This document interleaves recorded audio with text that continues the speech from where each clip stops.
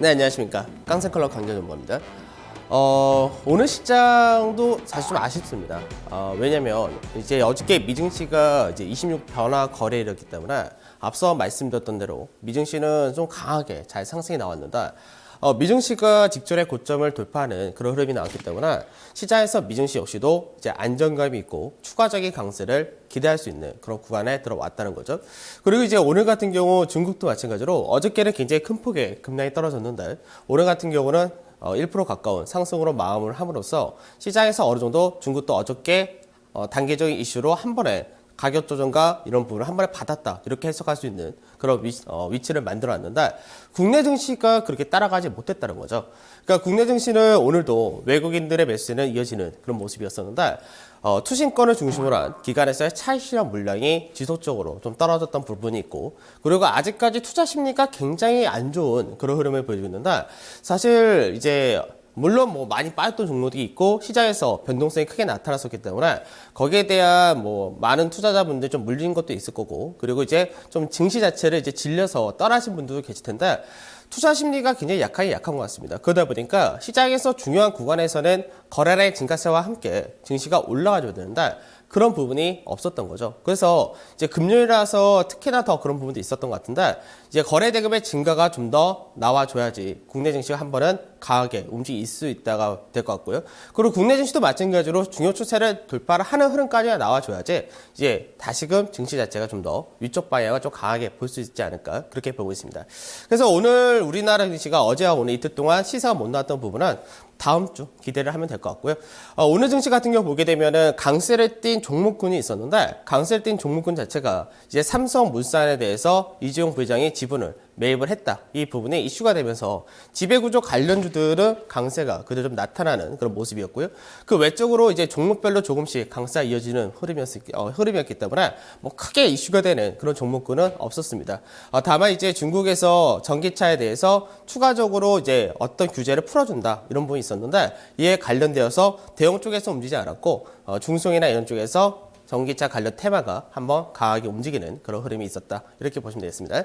자, 이제 오늘이 한 주의 마지막이기 때문에 오늘은 늘 똑같이 시장에서 전체적인 큰 그림 보도록 하고 다음 주에 대해서 우리 생각 좀 해보도록 하겠습니다. 자, 먼저 이제 시장부터 보도록 하겠습니다. 이번 한 주 동안의 이제 흐름인데, 이번 한 주를 보게 되면은 우선 거래소 시장에서 외인들이 2,700억 정도 매수가 들어왔는데요. 지난주에도 2,000억대 정도 들어왔었기 때문에 외인들은 지난주와 이번 주 연속해서 매수가 이어졌다. 이렇게 보시면 되겠죠. 반대로 기관 투자자들이 굉장히 좀 매수가 작은 흐름을 보여줬는데, 이제 앞전에 지수가 빠질 때 사실 투신이라든지 이런 쪽에서 지수를 많이 방어를 해줬죠. 그러다 보니까, 기관 투자자들, 특히 투신 같은 경우는 이제 차익 실현 욕구가 굉장히 세다는 거죠. 그래서 그로 인해서 기관에서는 차익을 떨어뜨린 쪽이 있었고, 그리고 프로그램이라든지 연긴 같은 쪽에서는 그대로 어느 정도는 아직까지 매수를 하고 있는 그런 흐름이 있었기 때문에 매수세가 이어졌다 정도 보시면 될 것 같아요.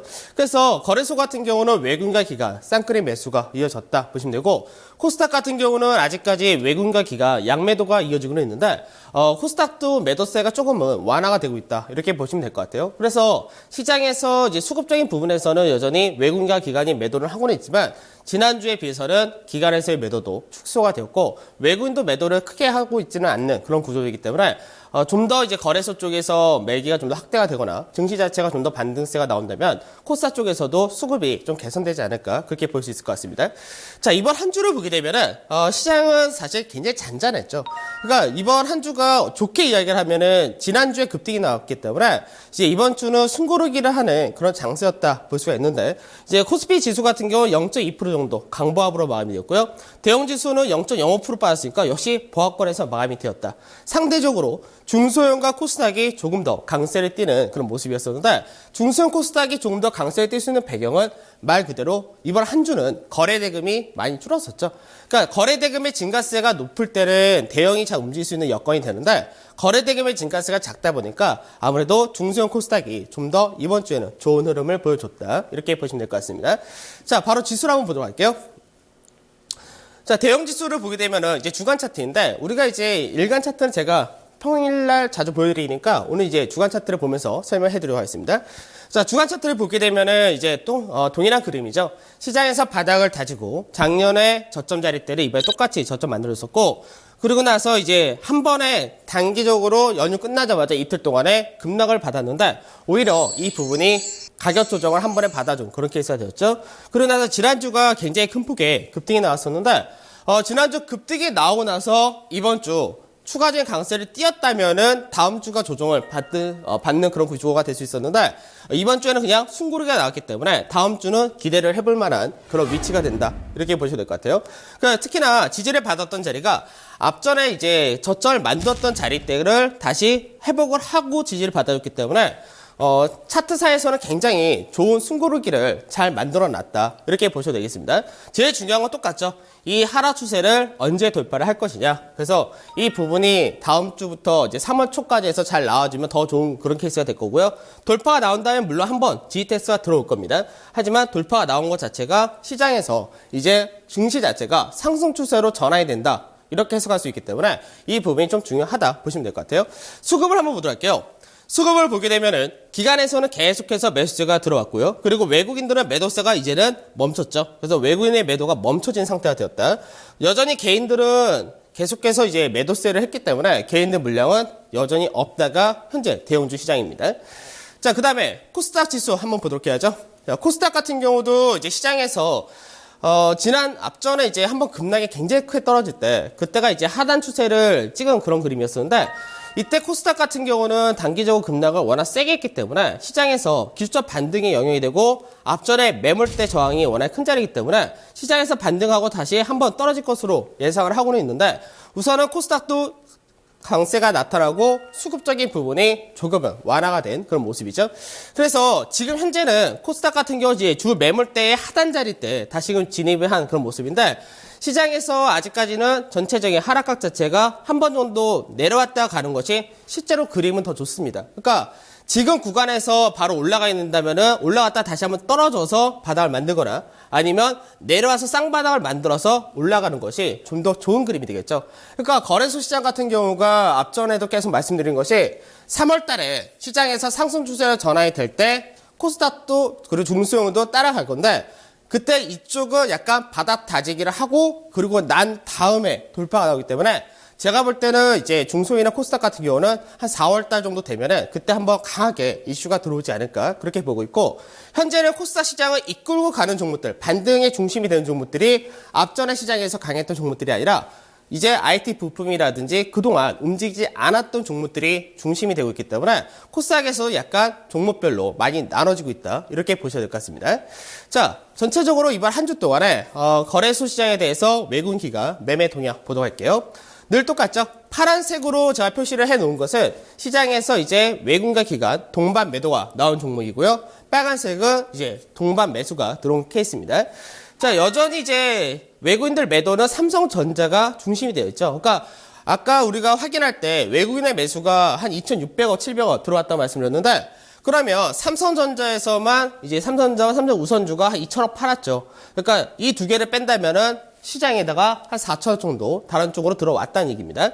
그리고 이제 삼성생명도 여전히 매도세가 나오고 있죠. 그 삼성생명은 아직까지 자사주 매입을 하고 있는 그런 케이스이기 때문에 시장에서 이런 부분이 잘 매도가 나오는 그런 부분이고 유한양행은 이제 제가 장중에 아니라 이제 이번 주 주중에 말씀을 드렸었는데 실적이 안 좋았다는 부분 그리고 이제 그동안에 외국인과 기관이 기대치 있던 부분이 세게 떨어진 그런 케이스로 말씀드렸었죠. 그 LG 같은 경우가 외국인의 매도세가 지속적으로 좀 출회가 되는 그런 모습인데 LG는 좀 기관에서 반대로 기관에서는 계속해서 매수를 해주는 그런 케이스이기 때문에 시장에서 나중에 외국인들이 LG에 대해서 매수로 전환이 될 때 그때가 좀 강하게 움직이지 않을까 그렇게 예상이 됩니다. 그 기아차에 대해서도 매도가 좀 있었는데요. 기아차가 이제 작년 같은 경우는 현대차, 현대모비스, 기아차 이렇게 볼 때 기아차가 제일 강했어요. 그 다음에 현대모비스가 버틴다 정도고 현대차가 약했었는데 올해 같은 경우는 좀 바뀌었죠. 현대모비스가 제일 좋고 그다음에 현대차, 그 기아차가 제일 약한 그런 케이스인데 전체적으로 자동차 3사가 키 맞추기를 하는 정도의 수준이다. 이렇게 생각하시면 될 것 같습니다. 그다음에 한전 KPS 같은 경우는 이제 자주 이 방송에서 거의 얘기한 적이 없었던 것 같은데 한전 KPS 같은 경우는 실적 어닝쇼크가 나오면서 굉장히 한전 KPS도 고평가 종목이죠. 예전에 상장할 때 2008년도 상장할 때 이제 거의 10,000원, 15,000원, 20,000원 이 정도였었는데 종목이 굉장히 많이 상승했었습니다. 그래서 거의 한 10배 정도 올라갔던 종목이었었는데 이제 성장성이 좀 꺾인다라는 부분도 하고 실적이 안 좋다라는 부분 이게 굉장히 큰 폭으로 물량이 출회된 그런 모습이었죠. 그다음 은행주에 대해서는 여전히 외인들 매도세가 이어지는데 KB금융이라든지 신한지주 똑같습니다. 근데 이들에 대해서는 기관이 또 받쳐주고 있는 그런 모습이기 때문에 주가는 큰 변동이 없습니다. 그리고 호텔신라는 여전히 좀 외국인과 기관의 매도세가 이어지는 그런 케이스가 되겠죠. 자, 그다음에 기관에서 매도가 나온 종목들을 좀 보게 되면은 이제 한국전력에 대해서 매도가 좀 많은 그런 케이스인데 한국전력이 이제 신고가를 계속해서 보이는 모습이죠. 그래서 한국전력 같은 경우는 기관에서 그동안 많이 지고 있었던 거를 차익 실현 성격으로 던지는 모습인 거고 반대로 외국인들이 워낙에 강하게 사주고 있기 때문에 그 부분에서 한국전력이 외국인들이 아직까지는 받쳐주고 있다 이렇게 보시면 될 것 같아요. 그다음 하나케미칼 같은 경우는 이제 태양광 산업에 대해서 폴리시콘 가격이 많이 좋아졌죠. 그래서 그 부분이 이제 오히려 시장에서는 기관들이 OCI 같은 종목을 많이 사는 그런 흐름이 나타났는데 하나케미칼하고 OCI를 볼 때 폴리시콘 관련해서 폴리시콘 가격이 좋아지면은 하나케미칼보다 확실히 OCI가 좀 더 낫겠죠. 그다음에 삼성전기가 이제 좀 문제가 되는 부분이 있는데. 삼성전기 같은 경우는 이제 이번 주 월요일 날 모바일 월드 콩그레스가 있었죠. 근데 그 부분에서 LG전자의 G5는 굉장히 호평을 받고요. 삼성전자 갤럭시 7은 뭐 예상했던 정도다. 안 좋게 평가를 받았습니다. 그러다 보니까 삼성전자 부품 관련이 이제 떨어진 부분이 있고, 그리고 이제 삼성 그룹 자체가 이제 매각하는 기업들이 자꾸 생기죠. 매각을 하고 또 지분을 더 사고 이런 종목들이 기업들로 좀 나눠지는데, 삼성전기는 이제 삼성그룹에서는 전장 사업의 중심으로 갈 것이다 이런 얘기를 많이 했었는데, 또 오늘 시장에서는 일부에서 삼성전기도 매각할 수가 있다. 뭐 이런 약간 찌라시 같은 것들이 이제 장중에 좀 돌았죠. 그래서 그런 부분이 역시 약세의 좀 배경이 되기도 하고, 외국 기관에서는 매도를 좀 하는 모습이었습니다. 그 다음에 코데스 200 같은 경우를 팔았는데 뭐 인버스를 크게 팔거나 레버리지를 크게 팔거나 하는 것이 없이 오히려 레버리지는 많이 사고 인버스 정도 코데스 200 정도는 매도했다. 근데 통신주가 이제 반등이 나오긴 했는데 SK텔레콤이라든 이런 것들이 현재 성장성이 좀 부족하죠. 이제 5G 시대다 이렇게 얘기를 하고는 있는데 사실 4G도 충분하지 않나 그렇게 시장 평가를 하고 있기 때문에 속도가 더 빨라진다 해서 특별하게 현재는 실적으로 연결되지 않는다 이렇게 얘기를 하고 있습니다. 근데 CJ도 이제 앞전에 말씀드렸는데 아무래도 이제 먹거리 시장 그리고 이제 중국에 대해서 뭐 콘텐츠 사업이나 여러 가지를 하고 있죠. 근데 이런 부분이 현재는 시장에서는 좀 안 좋은 쪽으로 평가를 받다 보니까 많이 빠지는 모습이 있었고 역시 기관에서 매도세가 많았습니다.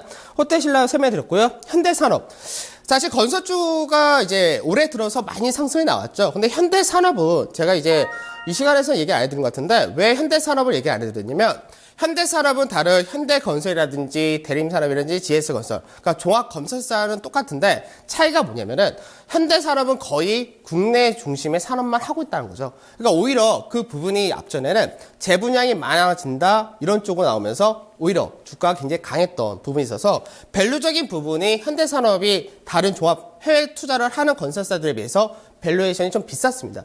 그래서 약간 차이가 있는 거고 앞으로 해외에서의 수주라든지 이런 것들이 생길 때마다 오히려 현대건 산업은 모멘텀이 없어지는 그런 케이스가 된 거죠. 그래서 기관에서 역시 매도가 많았다. 그리고 LG생활건강 같은 화장품에 대해서 역시 매도가 많았습니다. 자, 그 다음에 매수 쪽을 잠깐 보게 되면은 매수에서는 이제 삼성물산이 외국인과 기관 동반 매수세가 들어온 모습이었었는데 삼성물산은 이제 블록딜 물량입니다. 실제로 장중에 많이 샀다 이보다는 블록딜로 많이 들어온 그런 케이스였고 그 다음에 외국인들은 한국전력 포스코 많이 들어왔죠. 그리고 SK텔레콤도 들어왔고 LG전자 들어왔고 그 SK이노베이션, 현대차, 하나케미칼, 롯데케미칼 많이 들어왔는데 쌍끌이만 좀 보시면 될 것 같아요. 그러니까 삼성물산은 이제 블록딜이었고 LG전자는 시장에서 신고가 역시 나타냈는데 이제 말씀드렸던 대로 환율 효과에 따른 뭐 가전제품이라든지 이런 것들이 잘 팔리고 그 다음에 자동차 전장 부품에 대한 기대 그리고 스마트폰 사업에 대한 기대치까지 형성이 되니까 모멘텀이 많이 들어왔죠. 그래서 L전자가 강세를 띄었다. 보시면 되고, SK이노베이션 같은 정유주는 꾸준히 산다고 보시면 되는데, 그러니까 우리 개인 투자자 관점에서는 지금 정유주가 약간 비수기가 들어왔는데 유가 자체가 바닥이 다 쳐졌죠. 그래서 유가가 지금 쌍바닥 만들고 이제 직전의 저항대를 돌파할 수 있는 그런 위치대에 왔기 때문에 그런 부분과 이제 앞으로 차라리 2, 3개월 뒤에는 성수기 시입한다 이런 관점도 가지고 있는 것 같습니다. 그다음에 현대차 들어오고 이제 하나케미칼 들어오고 뭐 롯데케미칼 앞서 다 말씀드렸던 종목들이기 때문에 뭐 추가적으로 더 볼 거 없을 것 같고요. 그다음에 기관에서 매수가 들어온 것들 중에서 이제 하이닉스가 눈에 좀 띄죠. 그러니까 LG 디스플레이와 하이닉스가 눈에 띄는데 LG 디스플레이는 이제 앞전에도 말씀드렸듯이 패널 가격이 바닥을 쳤다. 그러니까 앞으로 좋아진다 이런 관점인 거죠. 특히나 이제 나중에 올림픽이라든지 유로 2016이라든지 대형 스포츠 이벤트가 있기 때문에 대형 TV에 대한 수요가 서서히 증가를 할 것이다. 이런 관점인 겁니다. 그리고 이제 SK도 오늘 좀 많이 들어오는 모습이 있었고 OCI는 폴리시콘 가격이 이제 돌았었죠. 이제 앞으로 여러분들이 이제 태양광 관련주들을 보실 때 매주 수요일 날 폴리시콘 가격이 발표가 나옵니다.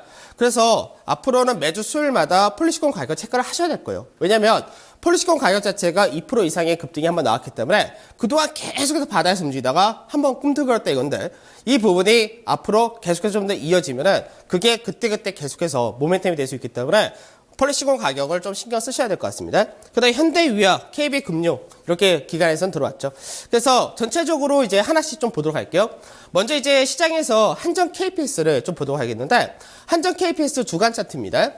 한전 KPS가 굉장히 오랜 기간 동안 상승세를 이어왔었습니다. 그래서 한전 KPS 같은 경우는 배경이 뭐였냐면 원전 정비 사업을 하는데 계속해서 꾸준한 실적이 유지가 된다는 것과 우리나라에서도 원전을 추가로 건립을 한다. 그리고 해외에서도 원전을 설치를 하게 될 경우 한전 KPS가 역시 실적이 계속 이어진다. 이런 관점이었죠.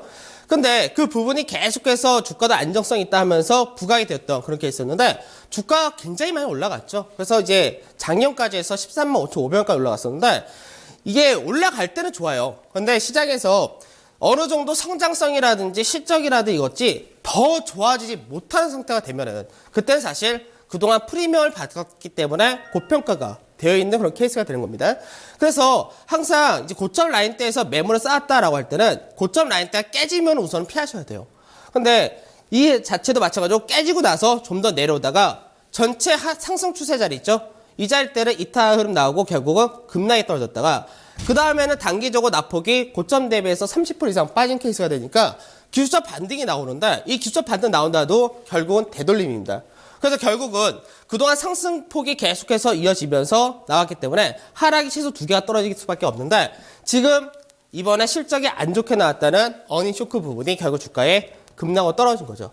그러면 얼핏 볼 때는 고점 대비해서 거의 반토막이 떨어졌기 때문에 시장에서 이제 받아친 거 아닌가 이렇게 생각할 수 있는데 바닥 가격적인 부분에서는 쳤습니다. 근데 시장에서 각도 자체가 이렇게 떨어지는 각도였기 때문에 이 구간대까지 뭘 받느냐?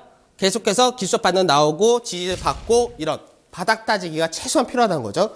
그래서 바닥 따지기를 하고 난 다음에나 본격적으로 반등다운 반등이 나오셨기 때문에 사실 이렇게 장대 양봉이 떨어지거나 이미 예전에 시세를 계속 뽑다가 추세를 이탈한 종목은 사실 버리는 게 제일 좋습니다.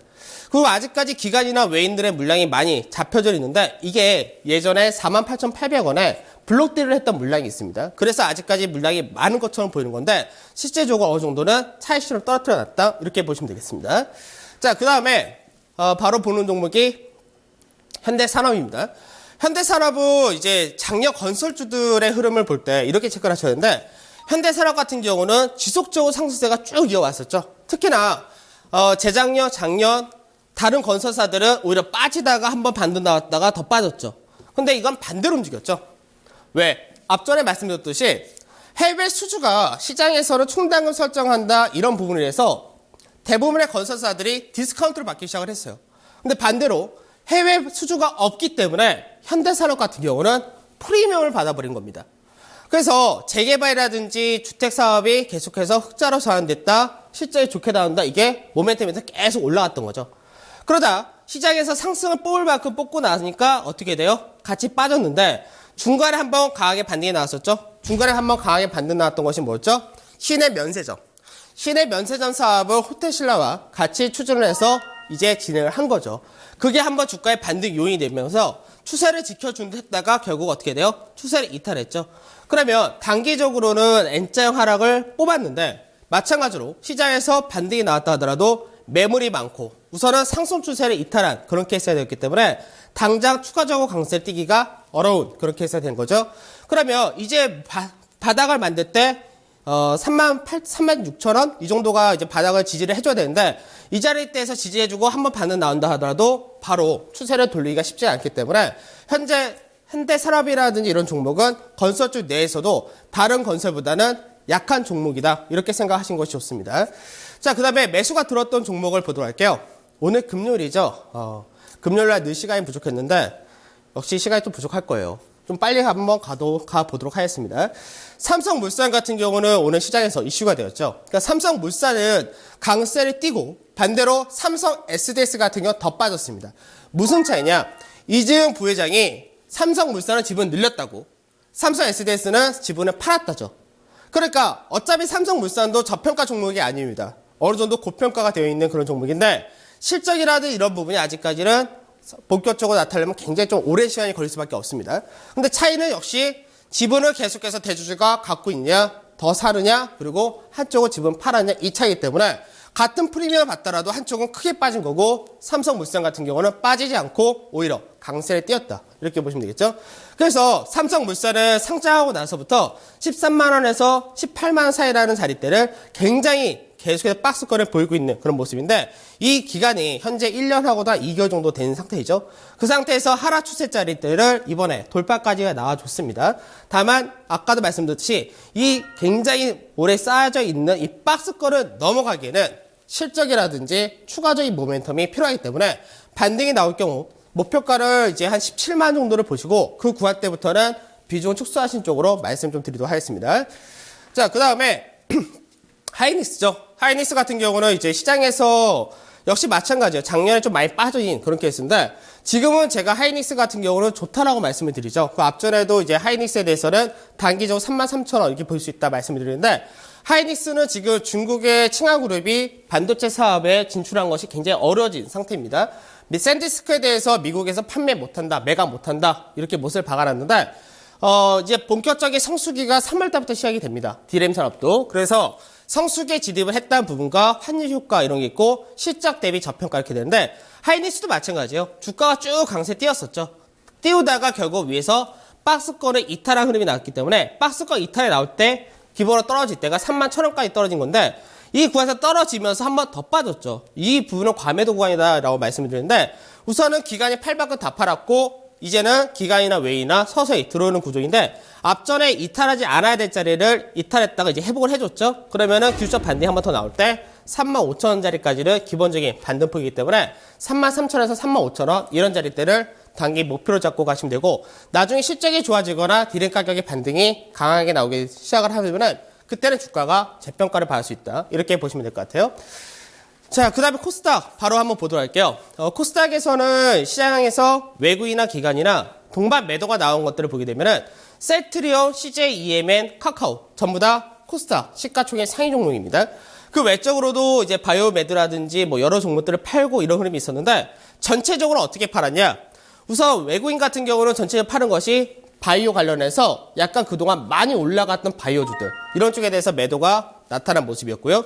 기관 같은 경우는 이제 엔터테인 관련주들 소위 말해서 컨텐츠 관련주들에 대해서 매도가 좀 강했죠. 그러니까 CJEM이라든지 컴투스라든지 YG엔터, J콘텐츠의 이런 종목들이 전부 다 게임이라든지 방송 컨텐츠 이런 쪽이기 때문에 이쪽에 대해서 매도가 나왔는데 이거는 앞전에도 말씀드렸듯이 중국에서 이제 인터넷 방송 어느 정도 규제가 들어간다. 그게 들어갔기 때문에 결국 부담이 된 그런 케이스였습니다. 그리고 그 외적으로도 마찬가지로 바이오 관련주들에 대해서 매도가 나왔다는 거죠. 자, 그 다음에 바로 매수를 볼게요. 매수를 보게 되면은 외국인들이 로엔이라든지 메디톡스를 그대로 들어오는 모습이었었는데 실적이 잘 나온 케이스죠. 그래서 실적에 관련된 종목이다. 이렇게 보신 것도 맞는 이야기고요. 그 외적으로 매수가 들어온 종목들을 보게 되면은 컴투스라든지 SK 머티리얼즈 이제 앞전에 OCI 머티리얼즈가 사명이 바뀐 거죠. SK 머티리얼즈, 주서 엔지니어링, SFA, 인트론 바이오페어하고 원희 IPS 전부 다 이 종목들은 뭡니까? 반도체 장비주죠. 그러니까 그동안 시장에서 코스닥이 강세될 때 이런 종목들은 어느 정도 상승이 제한되었던 그런 종목들이었었는데 오히려 이런 종목들이 이제는 외국인의 매수와 기관의 매수가 같이 이어진다는 겁니다. 그리고 기관에서도 마찬가지로 시총이 높은 종목 중에서 한국토지신탁이 있는데 한국토지신탁을 많이 샀죠. 그러니까 앞전에도 이제 건설주도 많이 움직일 때 작년에 움직였던 그런 종목이었는데 다시 실적이 좋아진다는 부분이 있고 건설 사업 자체가 이제는 임대업이 활성화되는 그런 사업이 되기 때문에 이제 그런 부분이 모멘텀이 되었고 역시 원희 IPS라든지 반도체 그런 장비주 이런 쪽이 강했다는 겁니다. 그래서 코스닥에서는 이제 반등의 주역이 앞전에 강세를 끌고 가던 단순 성장주들 중국 소비 관련주들이 아니라 약간은 반도체 장비 같은 실적 호전주 이런 쪽으로 많이 무게추가 바뀌었다는 거죠. 그러니까 코스닥도 시장이 조금은 바뀌어 있다 이렇게 보셔야 될 것 같습니다. 자, 종목을 빨리 마무리하도록 할게요. CJEM만 보도록 하겠습니다. CJEM 같은 경우는 앞전에 간단히 설명드렸는데 CJEM은 예전에 제가 일봉상에서는 그런 그림이 아니지만 주봉상에서는 꺾게 되면 쌍봉이 된다고 했었죠. 그러니까 쌍봉 됐다가 꺾였다가 이제 반등이 나오게 되면은 앞전에 추세 맞을 때 윗자리에서 저항을 맞고 떨어진 구조이기 때문에 반등 시에는 비중을 축소하셔야 된다. 이렇게 말씀을 드리도록 하겠습니다. 자, 시간이 없어가지고 결국 이 마지막 종목은 조금 빨리 끝났는데 자, 다음 주 시장 앞전에도 말씀드렸듯이 시장은 굉장히 이제 안정성을 띌 수밖에 없는 해외 시장에서 여러 가지 모멘텀이 대줬고 이번 주말 동안에 G20 재무장관 회담에서의 어떤 기대치가 나오느냐 이 부분이고 다음 주 되면은 중국에서의 전인대회가 있기 때문에 그 역시도 기대치 이렇게 보셔도 될 것 같습니다. 그래서 다음 주 시장은 좀 좋을 것 같아요. 그래서 이번 한 주 동안 승부를 잘했으니까 다음 주는 상승을 좀 기대를 해보고 주말 편하게 잘 쉬시기를 바라겠습니다. 깡센클럽 강재전문가였습니다.